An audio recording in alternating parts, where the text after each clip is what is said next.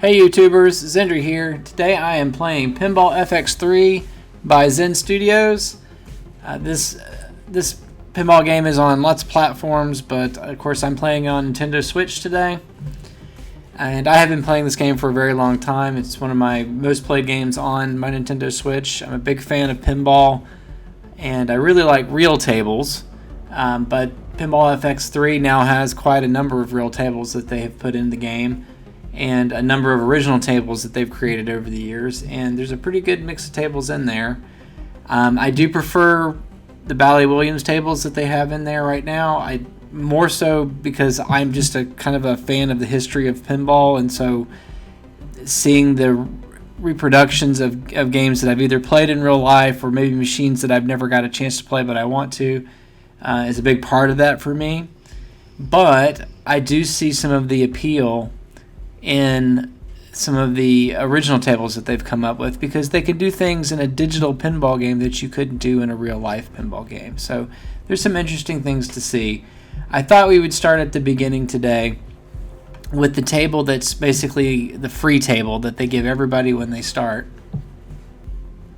and that is Sorcerers Lair.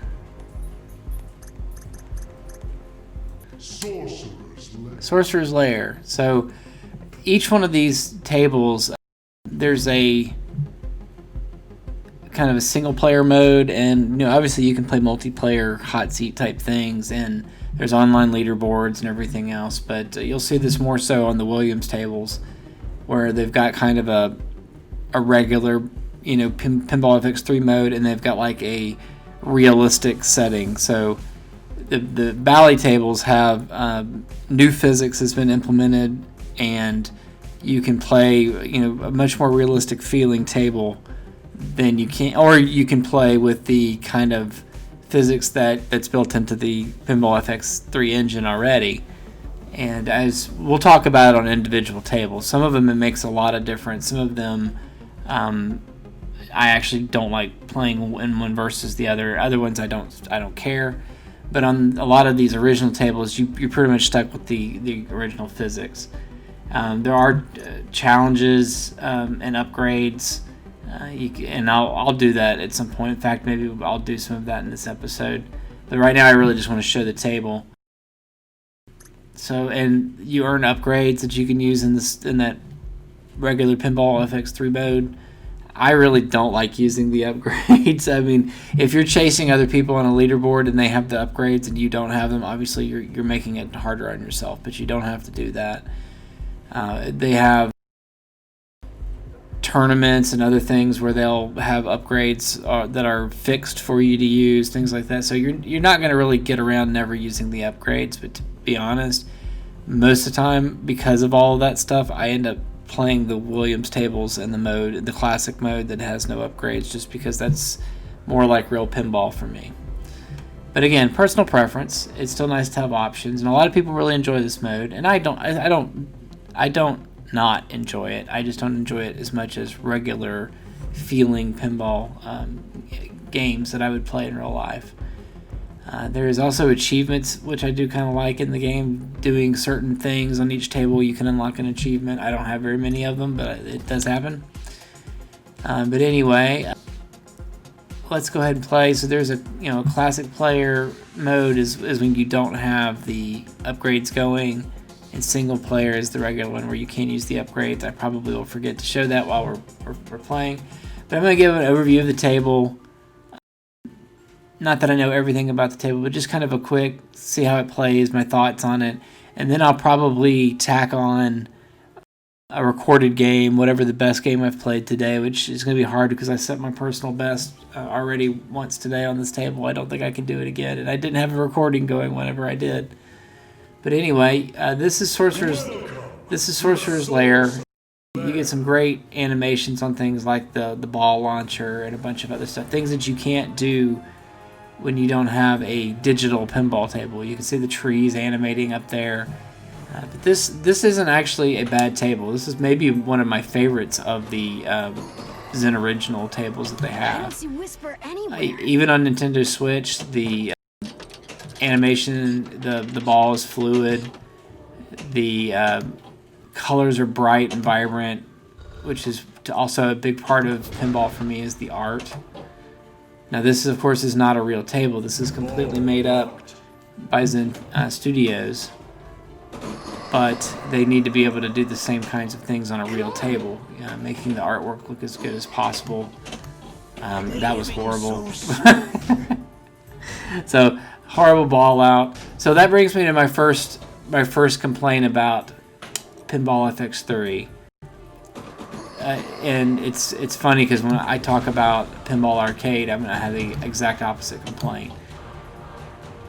The nudging on Pinball FX3, although the animation, like watch me nudge the table, it looks powerful. It looks like it should. The effect on the ball is virtually nothing. There's almost no nudging on any of these tables. In fact, I find it even worse on the tables with the classical physics. And I don't want the nudge to become too powerful, because then it becomes incredibly easy to get high scores on tables that you really shouldn't be getting scores that high. But I don't think it's in the right place as far as how powerful it should be based on the nudge. Second complaint, the non-Williams table physics, the regular classic the regular Pinball FX3 physics. The ball is not, where could Whisper be? How do I say this? It moves in a realistic fashion, but the feel is wrong. It moves like I'm hitting a pinball, a regular pinball, real-life pinball. Except for when I make contact between the flippers and the pinball, it feels like I'm hitting a ping pong ball. And so I get this strange floaty feeling as it leaves the bumpers or the flippers here. But it travels like I would expect. It makes this. So there goes the nudge again. It just doesn't quite feel like what I would expect. My brain says you hit a ping pong ball, and my eyes tell me I hit a metal ball. And I can't really explain it any better than that. When I play the Williams tables and they have more realistic physics, then everything seems to jive pretty well. In fact, I think the physics on those tables are really good, and they should be commended for all the work that they've done in that. And I know there's some plans to try to bring back or try to implement some of those the work that they've done on that physics engine into some of the other tables and such, and I hope that they do. Now, I do think they're going to play completely different when they do that, and it may make I'm a little worried that some tables may be broken, not in a power way, but they're too hard now, because without the floatier balls, the design of the lanes and the loops and stuff, they're going to be off. So they'll have to test that. And I have no doubt that they'll test it and they'll try it out. But I don't think it's as easy as, copy-paste physics from the new tables and they just necessarily work. So obviously if they don't, they'll have to reconsider that, or make some other flavor of the physics engine for these tables. But overall, there's still a lot of fun to be had in these original tables as well. The music's great, the sound effects are great, and if you can get past a little bit of that floaty feeling on the physics, which to be honest bothers me and less as I play it. It's really that first game that I play either fresh or the first game that I play after coming over from one of the Williams tables. But as a whole, as a package as a whole, this is a fantastic game. Like I said, if you like pinball, there's no reason why you shouldn't be playing this game. If you own a Nintendo Switch and if you own another platform, it's fantastic there. Like I said, you're going to get a table for free, so you can get yourself this table and never pay a dime, even if that's the only table you play. That, which might be a perfect thing if you kind of sort of like pinball, but you don't really love pinball. You just want to play an occasional game. Well, you might as well play this one. They're giving you that chance for free. So, and I do think though they know that once you play, you're going to eventually want to play the other tables as well. And I'm going to go through all the other tables. I'm not going to really talk about trick shots and the best way to score a certain jackpot or anything. If I happen to do it, I know about it, I'll mention it. But really on the non-Williams tables, I know very little about the Zen's table. I'm still figuring them out. And in fact, that's part of the reason I like playing is I'm still figuring things out. So even in that first playthrough, while I'm just joking around, I got a local high score. By the way, my real initials. I'd have to edit that part out. Anyway, so even a quick game, you're making some experience points. That's unlocking new levels and the bonuses that you're getting. There are leaderboards. You keep track of your previous save. My previous best is 49 million. I actually did that about 20 minutes ago. It's the first time I've played this table in about 5 months. And I played 2 games to warm up, and one of them was my high score ever. Well, of course, I'm playing the warm-ups without the camera rolling. Not that I was anywhere near the top of the leaderboard, but I was on the top of my personal best leaderboard. But let's, I'm just going to play a few games here and make commentary while I'm talking, but we'll see how it goes. All right, Sorcerer's Lair. I'm going to get this really good flyover of the table, and you can see all of this is original. This is like fantastic artwork. I've got animation for characters. It's fantastic. And I think so. Yeah, so I was gonna see if I could move the camera while I'm in the launcher, but I can't. So, but we're just kind of playing for fun. High score. I'll probably put the best score of the day. That's not a good start on the at the end of the video.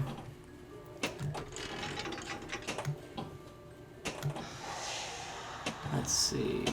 So I've got a good example of a digital-only thing you can do on Pinball. I had that little ghost pop up, fully animated, and I was able to hit him and get a bonus. Gauge to the Void. I think I have. This is another one of those. I think you just have to hit all the targets, and I just messed that up so badly.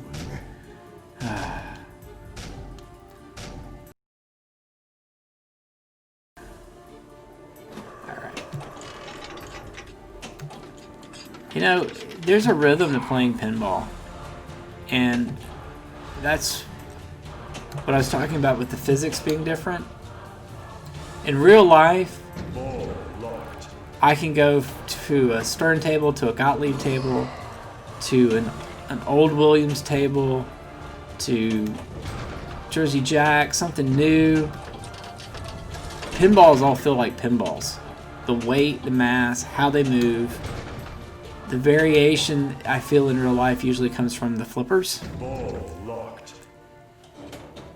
But none of them shock me when I take a shot where the ball goes. It feels correct. And I'm not saying by any means that modeling physics of a weighted sphere is an easy thing to do. This is something I didn't get to show in the original walkthrough. This is the kind of sort of the bonus game, and I believe the achievement from this table involves getting all of the spiders, and I think the closest I've ever come to is like missing one. So you know, I would love to get that on camera. I don't think that's going to happen because it never happens. But anyway, one day I shall kill the spiders. But that's another, like I said, that's another example of how they keep me coming back playing. Even if it's not one of my favorite Williams tables, I still kind of want to unlock progress on, you know, I like to see that I've collected all the upgrades on the tables. I like to get the achievement. I mean, I'm a big fan of replayable games. If nothing else on my channel that you figure out is that games that are just a story and you're done, I tend not to play. If they're going to be like that, they need to be an RPG where if I go through it a second time, I can take a different character, so the playthrough feels different. But if I'm going to play a game and there's a story to it and the story is the game, then I probably haven't bought it, to be honest. And if I have bought it, I bought it knowing that I was probably going to trade it in and not keep it. It's just not my kind of game. I just got a jackpot and I'm not even sure what I was doing. So, I mean, that's pinball. That's one of the reasons I have so many hours in pinball, because every game's a new game. It's the same game, but I'm working towards beating my own skill, right? I'm trying to improve my own skill, beat my own accomplishments, and get better. So the progression here is getting better at playing that table and maybe unlocking achievements. So that keeps me coming back for more, but I realize not everybody's like that. You know, people have different motivations.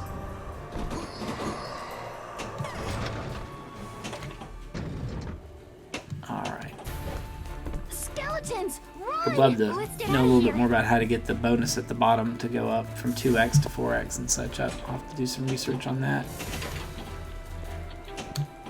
Yeah, usually when I get serious about a table, I'll really spend some time playing and making notes, and you know, if there's a guide, and most of the tables there is a guide that will tell you, you know, the major things.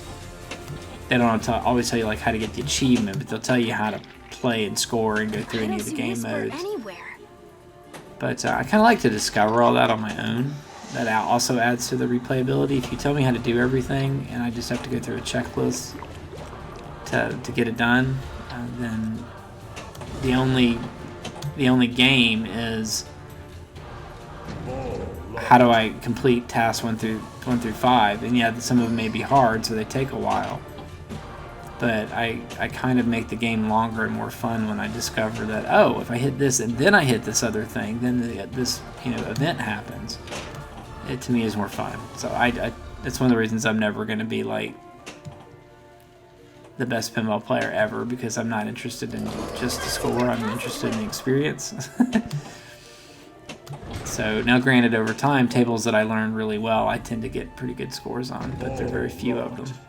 Most of them are going to be in the Williams collection, and even then, I'm nowhere near the tops of leaderboards. There are some really good YouTubers out there. I'll probably put some of those in the links in here. I don't want to mess up their handles.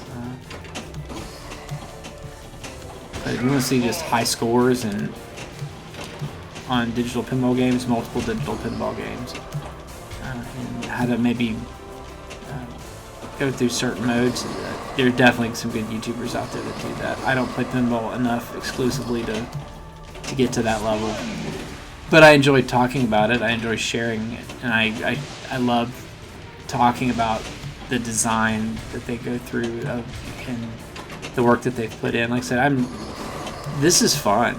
This is a great table. I think this is one of the top 3 of the ones that Zen has done, the originals, and I'm sure they're going to come out with some more originals at some point. But this is a fantastic game on the Switch and pretty much anywhere else.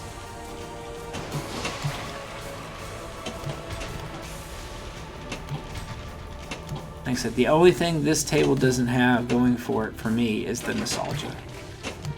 I can go up to Theater of Magic or Fishtails or any of those tables that they have in here from like the Bally Williams collection, and it's just a different experience for me because I've played those tables and I love those tables. And there's a few tables I still want implemented, and we'll see if one day I get them. Whisper.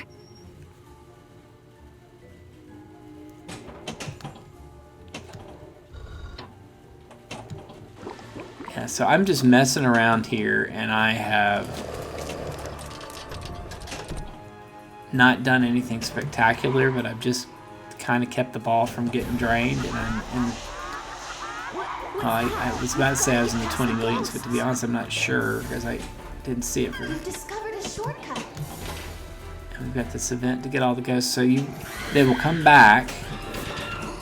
So you're trying to knock all the ghosts out before they reappear, and you can hit them from either direction. And I usually get a few of them, and then I can't get the rest of it. Oh, I got that one. I thought that was going to be the harder one. Whisper isn't here yet. The ghost. Yep, see another. They start to come back.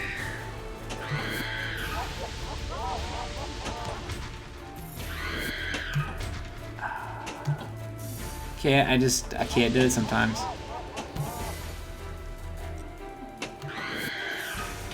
They're worth 50,000 points apiece, though. The whisper is here. Same one over there.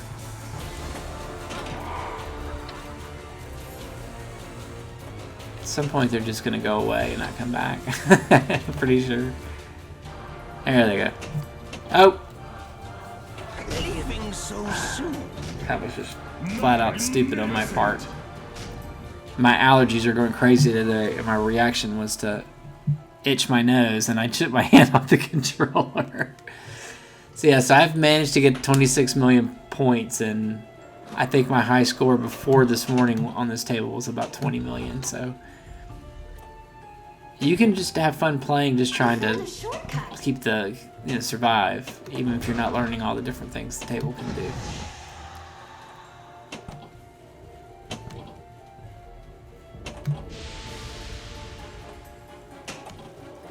So yeah, this one's good. This one's very good. Yeah, I would like to hear from you guys about, if you are a pinball fan, what makes a good pinball machine or pinball game for you. Whether it's virtual, whether it's in the arcades, what makes you want to go back and play the same pinball machine twice? I've got a long list of things that make me do it. I'll point them out in the individual tables as I go through them. I'm not going to let a stupid old tree Shoot the stop tree. me. I just realized I was supposed to shoot the tree. I wasn't even paying attention. There And you that's are, why I Whisper. don't get high scores. Ah! Leaving so soon. Alright, so how are we doing? 29. So that's going to be another... another score.